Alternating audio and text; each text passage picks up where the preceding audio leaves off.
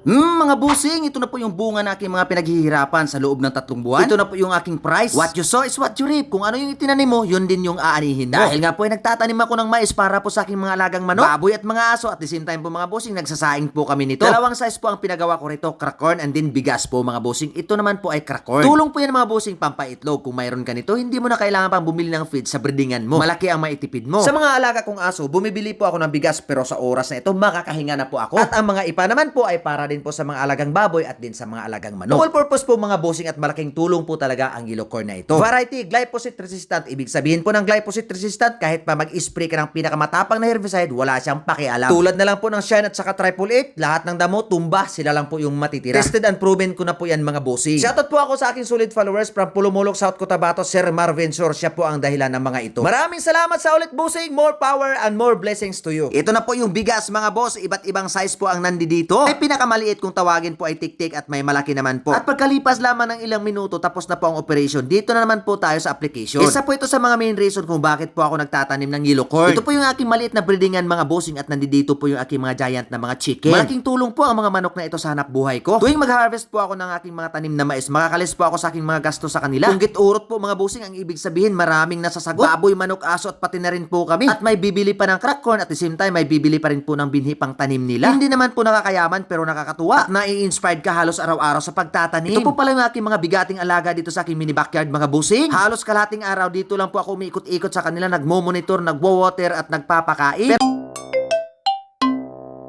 Pero worth it naman po yung saya na dinudulot nila. Pero yun lang, minsan kung magkakasakit, yun lang nakakalungkot din. Since nag-aalaga ka na may mga buhay, siyempre asahan mo na. Hindi po maiiwasan at kasama na po yan. Kaya kung mga busing, win or loss, tuloy lang po ang laban sa kahit anong departamento sa aking mga source of income. Ang umaayaw ay hindi ho yan magwawagi, tuloy lang ang laban. Kahit nahirapan ka na sa tumang kalisod at napapawisan ka na ng maraming singot, huwag kang mawala ng pag-asa. Maghanap ka ng ibang mga alternative na diskarte. Hindi po yung pinatikim ka ng kunting success at may mga pagsubok na darating, aayaw ka na. Hindi po tayo makakabawi niyan mga busing. Ang ugali po kasi natin mga busing, gusto natin ay laging paldo. Pero sa totoo lang, lamang ho talaga lagi yung talo. Tandaan po natin, basta patas na laban sa hanap buhay, usad pagong ho talaga tayo niyan mga busing. So ito po pala yung mga iba't ibang lahi ng mga manok ko dito sa aking mini backyard mga busing. Nakakatuwa, nakaka-inspired po sila mga busing at nang dahil ho sa kanila, ay babangon ako ng maaga. Pag may mga tilaok na ako naririnig at maingay na ho sa aking kapaligiran, ibig sabihin, gutom na yan sila, gumising ka na para magtrabaho. Mga busing!